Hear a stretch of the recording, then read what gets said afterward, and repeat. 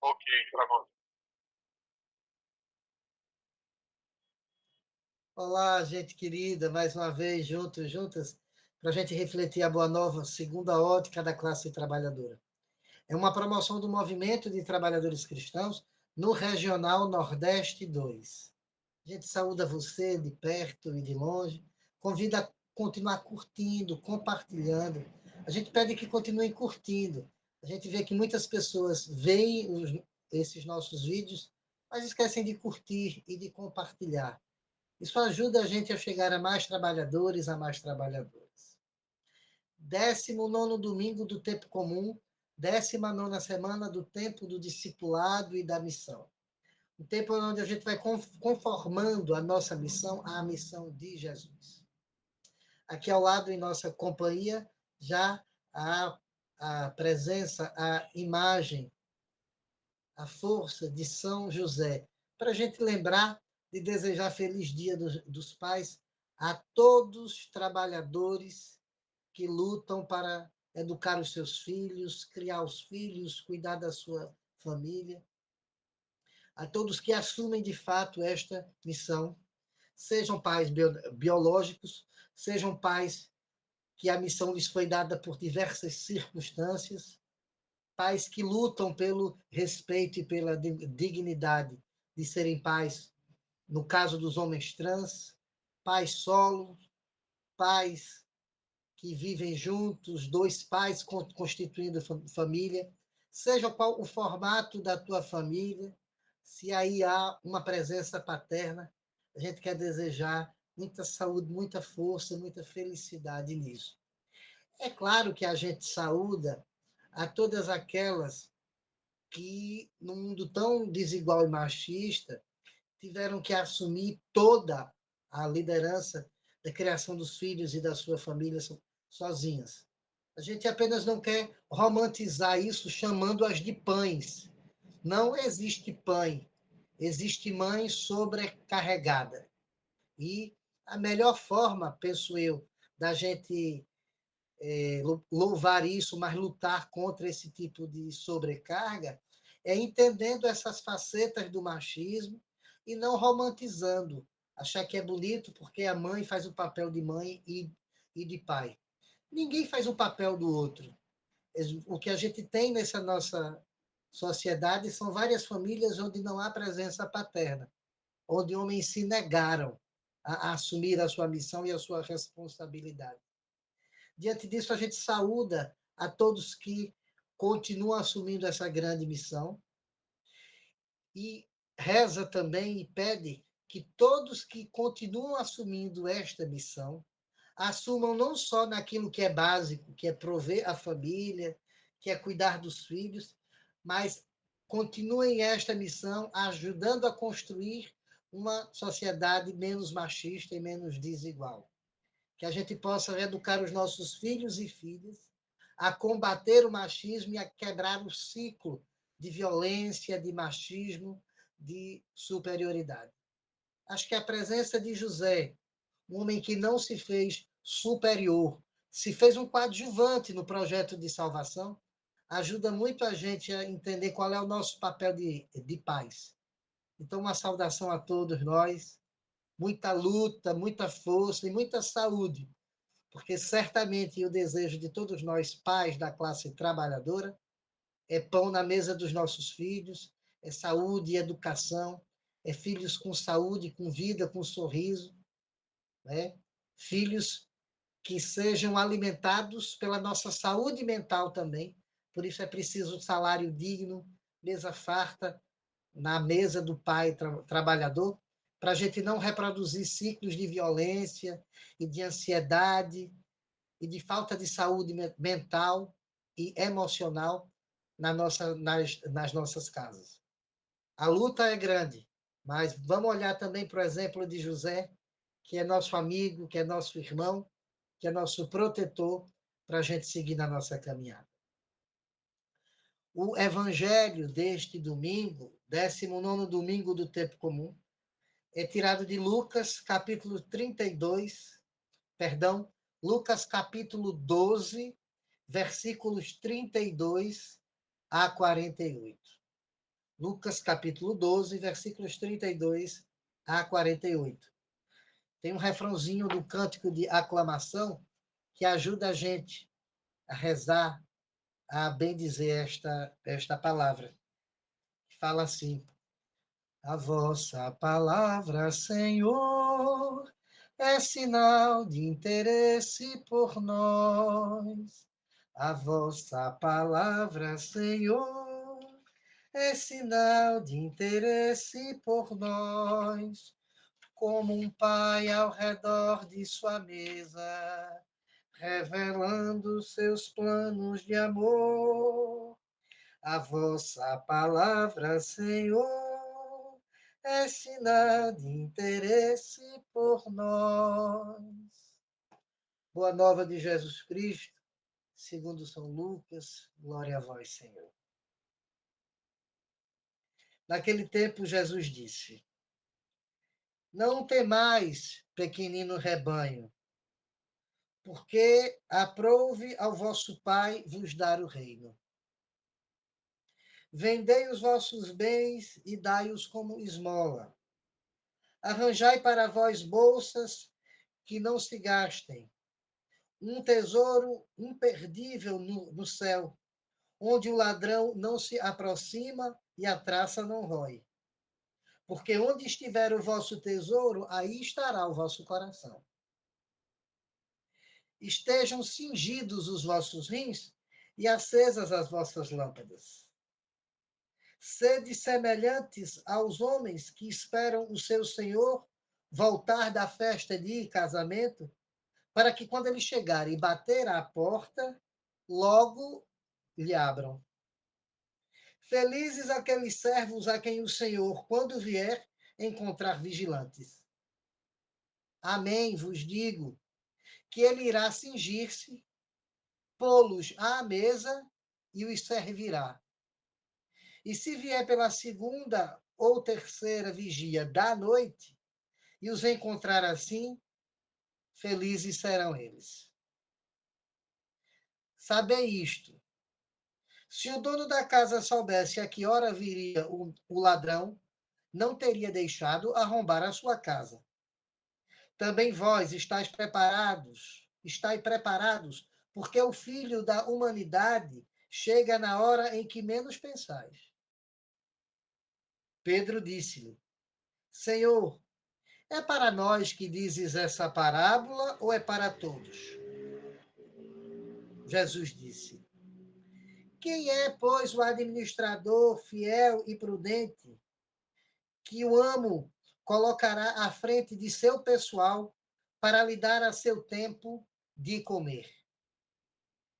Bem-aventurado o servo que o seu senhor, quando vier, encontrar fazendo isso. Digo-vos verdadeiramente que ele o colocará à frente de todos os seus bens. Mas se aquele servo disser no seu coração, o meu senhor tarda em vir, e começar a espancar os outros servos e servas, a comer, a beber e a embriagar-se, chegará o senhor daquele servo no dia em que ele menos espera, e a uma hora que ele não sabe. Então irá cortá-lo ao meio e dar-lhe um lugar com os infiéis. O servo que, conhecendo a vontade do seu senhor, não se preparou e não agiu conforme a sua vontade, será esfolado com muitas chicotadas. Aquele, porém, que sem a conhecer fez coisas dignas de chicotadas, apenas será esfolado com algumas. A todo aquele a quem muito foi dado, muito será exigido, e a quem muito foi confiado, muito será pedido. Palavra da salvação. Glória a vós, Senhor. Minha gente, é um texto grande e é um texto cascudo, difícil. Mas vamos pensar no que durante esses dias o Evangelho e Jesus está querendo nos dizer. Lembro de toda essa trajetória nos últimos domingos. A gente está caminhando com ele para Jerusalém e fazendo a catequese com ele. Ele nos ensina a rezar, ele nos orienta que não existe essa de contemplação ou ação, como Maria e Marta, é ser contemplativo na ação e ativo na oração. E na semana passada a gente viu que o seu projeto não se encaixa numa sociedade onde todos nós vamos viver como donos de celeiros, guardando grandes coisas, riquezas, enquanto os outros passam fome. E achar isso certo, achar que a soberania de alguns países sobre outros, ou de algumas pessoas sobre outras, é projeto de Deus. Não. O texto bíblico diz na sua parábola, Jesus contando, no mesmo dia, Deus cobrará a vida desse que acha que é dono de seus celeiros e vai dormir no próprio celeiro para ficar venerando a sua riqueza.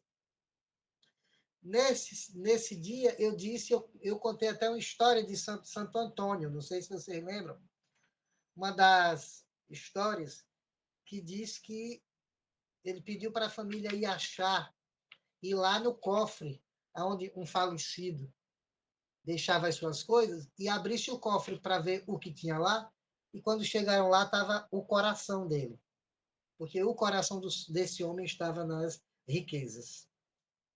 Isso meio que ajuda a gente a continuar esse texto de hoje.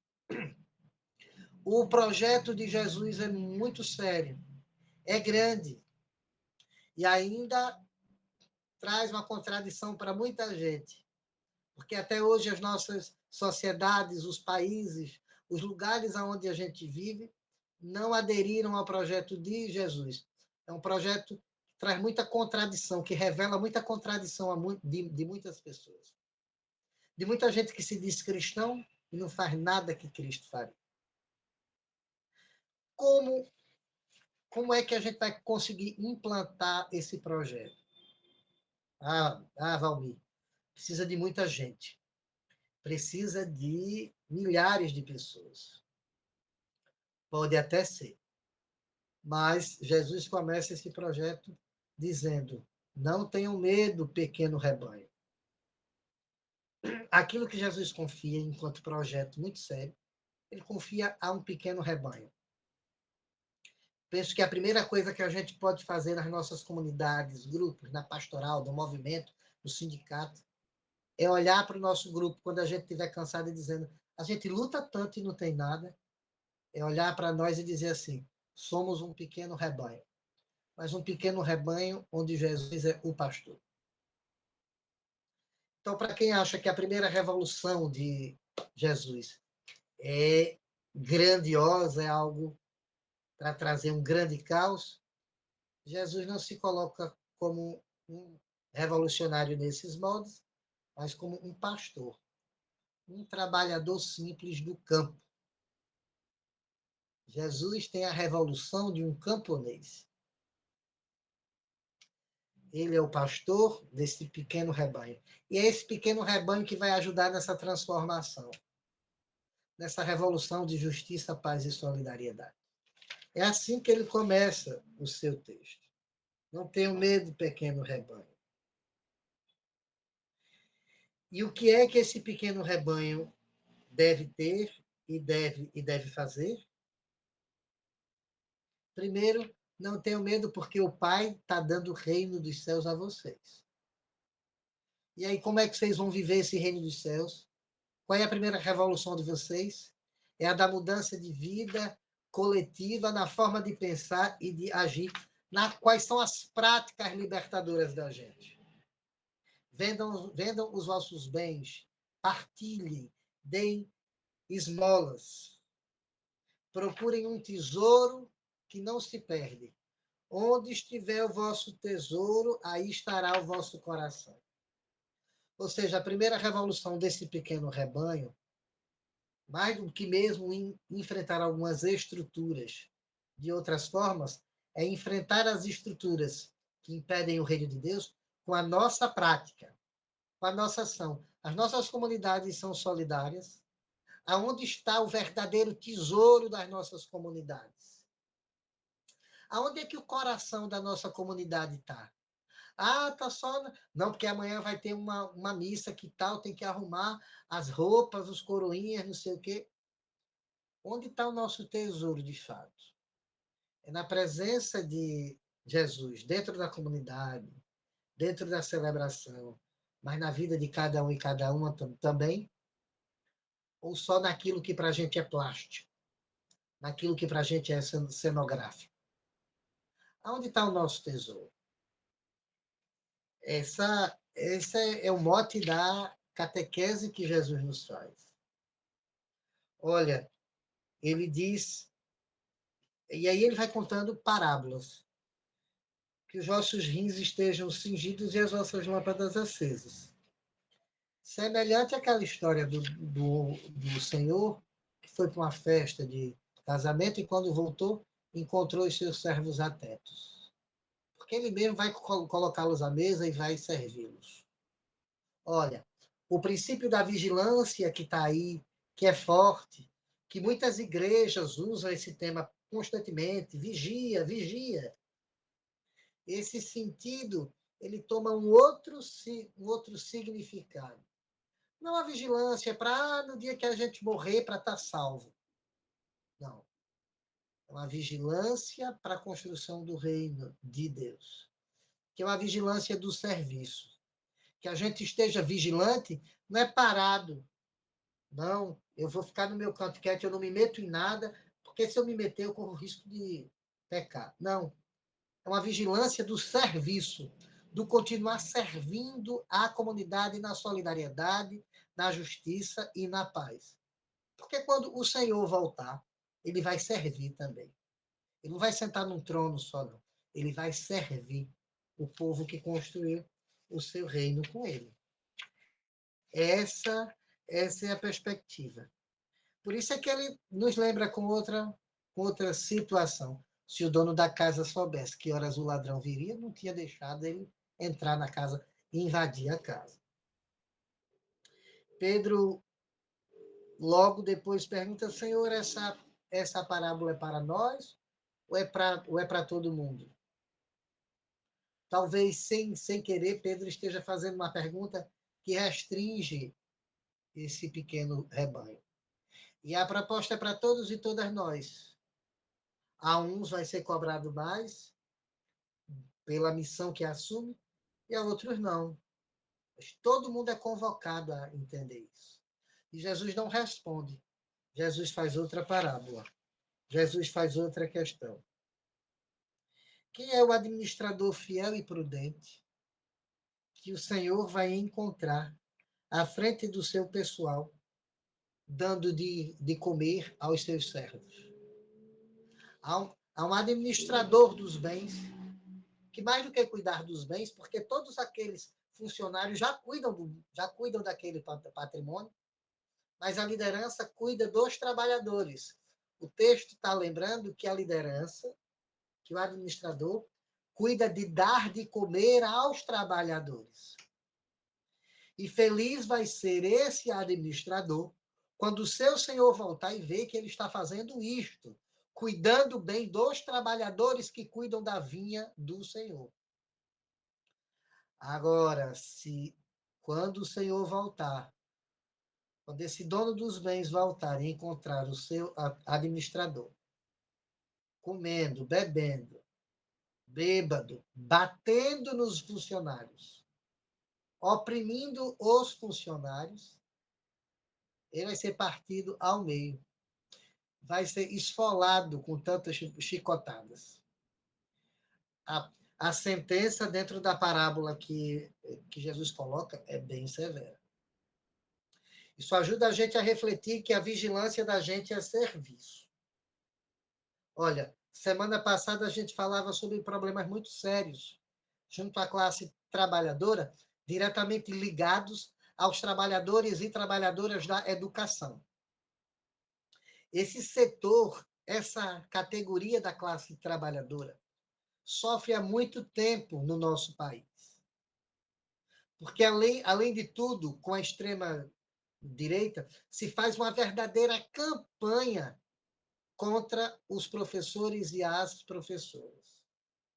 um verdadeiro desrespeito àqueles e aquelas que fazem aquilo que Santo Anselmo dizia: a glória de Deus é pôr o homem e a mulher de pé.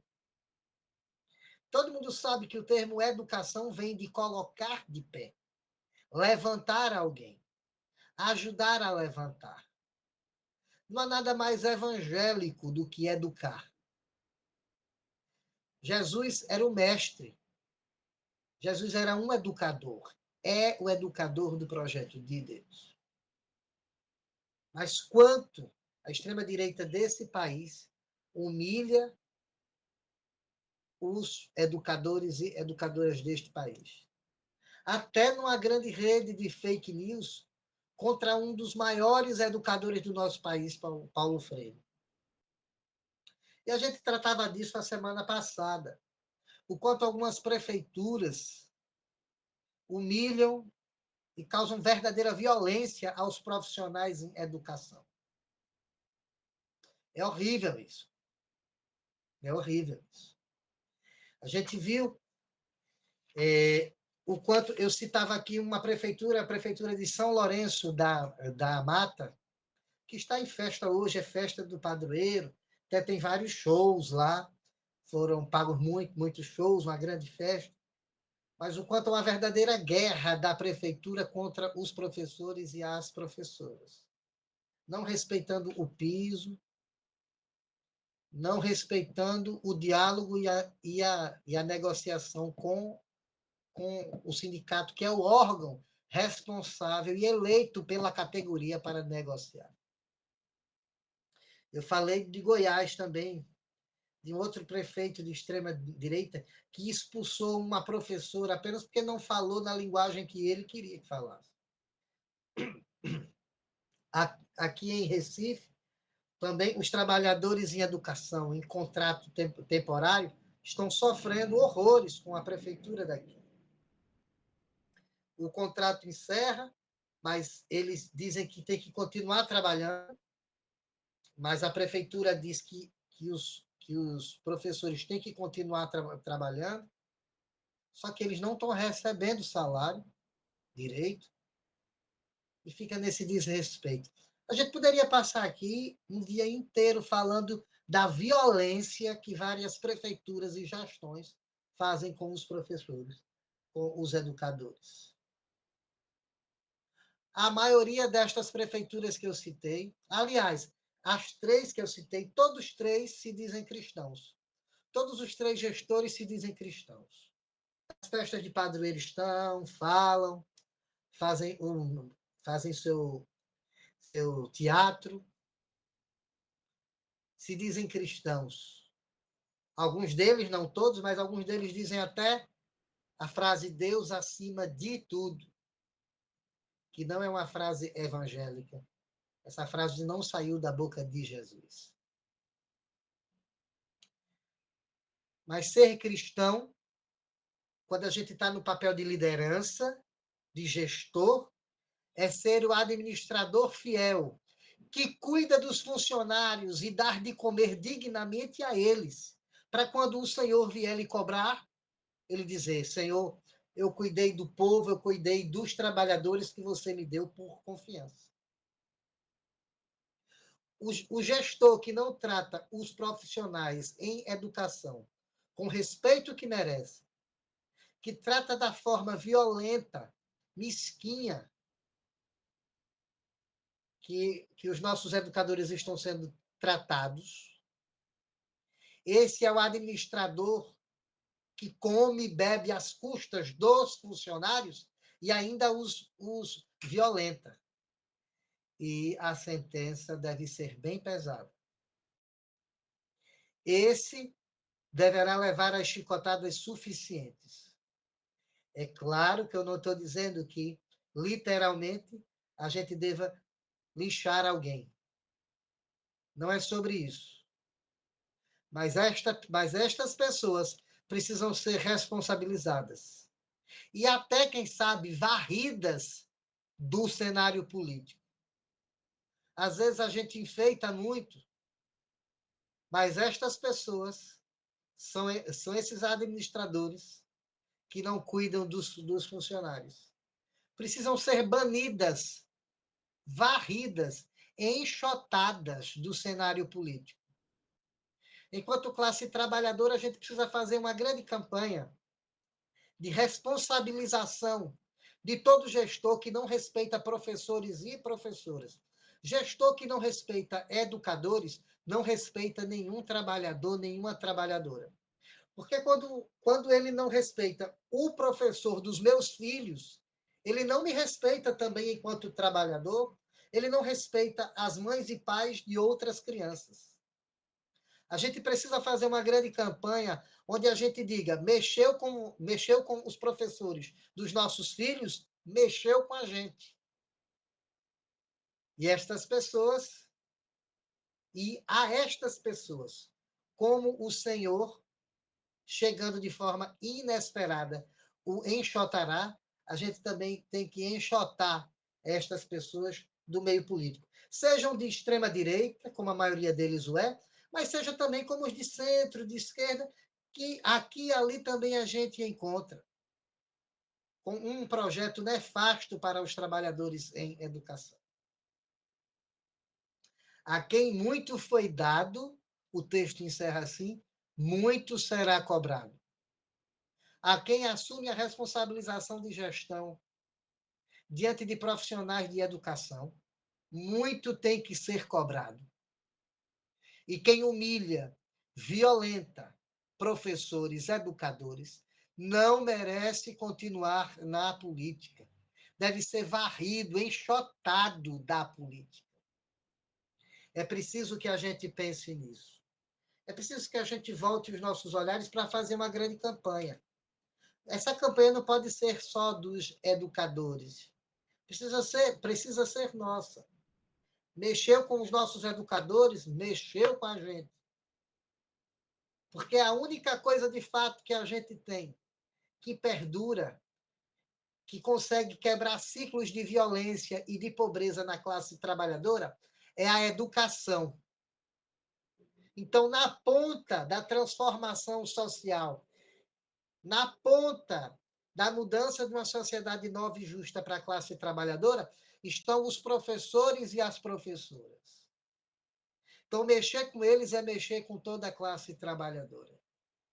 E infeliz do administrador, que quando o seu senhor voltar, o vê-lo violentando os seus funcionários.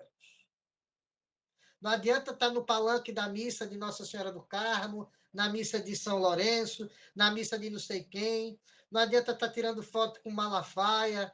Não adianta tirar foto com liderança religiosa, picareta ou não. Não adianta.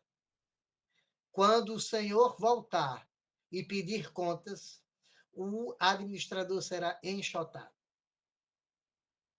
A gente precisa levar para as nossas comunidades a reflexão desse texto bíblico, voltada para a classe trabalhadora.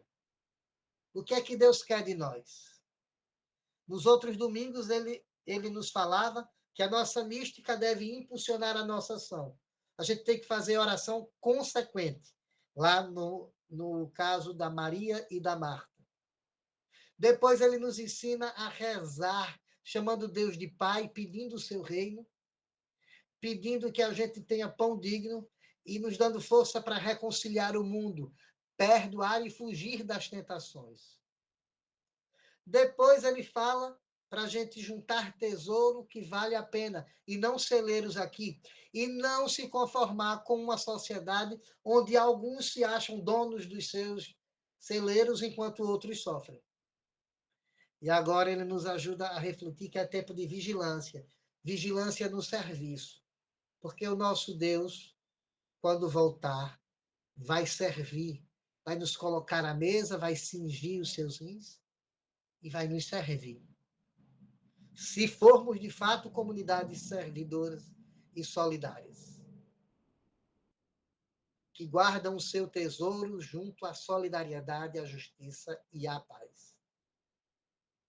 E, caminhando no projeto de Jesus, no projeto do seu reino, todo administrador que não é fiel que agride os funcionários, que não os dá de comer dignamente, deve ser enxotado, porque a quem muito foi dado, muito será cobrado. Eu penso que é a reflexão que a gente precisa fazer durante essa semana, porque essas coisas estão muito sérias. É o segundo domingo em que eu trago essa reflexão sobre os trabalhadores da educação. E a gente precisa entrar de cheio nisso. Que o Evangelho ajude a gente, nas nossas comunidades, aonde a gente estiver, a retomar a discussão sobre educação nas nossas comunidades. E o ponto principal é valorização dos trabalhadores da educação. Qualquer projeto popular de mudança social sem valorização da classe trabalhadora não é projeto transformador. Que a gente volte a fazer isso. Que a gente volte a fazer isso nas nossas comunidades. Ao invés da gente entrar na onda de muitos vereadorzinhos de meia tigela que gostam de ficar posando nas redes sociais, invadindo escolas e postos de saúde para constranger trabalhadores, ao invés de a gente entrar nessa onda, vamos entrar na onda de defender os profissionais que cuidam de nossas famílias. Vamos entrar na onda de defender os professores e as professoras que nos ajudam a quebrar um ciclo de violência, de pobreza, de miséria, de sofrimento das nossas comunidades. Porque é a educação quem quebra ciclos que repetem a violência, a pobreza e a desigualdade. Eu concluo essa nossa reflexão com uma pequena oração do cristianismo de Nicolau de Cusa. Saborear a tua própria doçura. Olhando para Deus como essa presença paterna, que vai cobrar de quem maltrata os seus filhos e filhas. Mais uma vez, eu dou um abraço de luta, de coragem para todos os pais, em qualquer tipo, formato de família, em qualquer forma de ser pai. Muita saúde, muita força e muita luta para a gente. E como pais responsáveis, que nós sejamos os primeiros defensores das mulheres e dos homens que educam os nossos filhos e filhas. Quão grande é a profusão da tua doçura, que mantens oculta àqueles que te temem. Com efeito, ela é o tesouro inexplicável da mais feliz alegria. Por isso, saborear a tua própria doçura é aprender num contato experimental a suavidade de todos os bens agradáveis na sua origem. É atingir a razão de todos os bens desejáveis na tua sabedoria. Ver, pois, a razão absoluta, que é a razão de todas as coisas. Não é senão saborear-te mentalmente a ti, Deus, porque és a própria suavidade do ser, da vida e do intelecto. Uma boa semana a todos e todas. Unamos-nos todos e todas na luta, na solidariedade aos profissionais da educação. Abraço.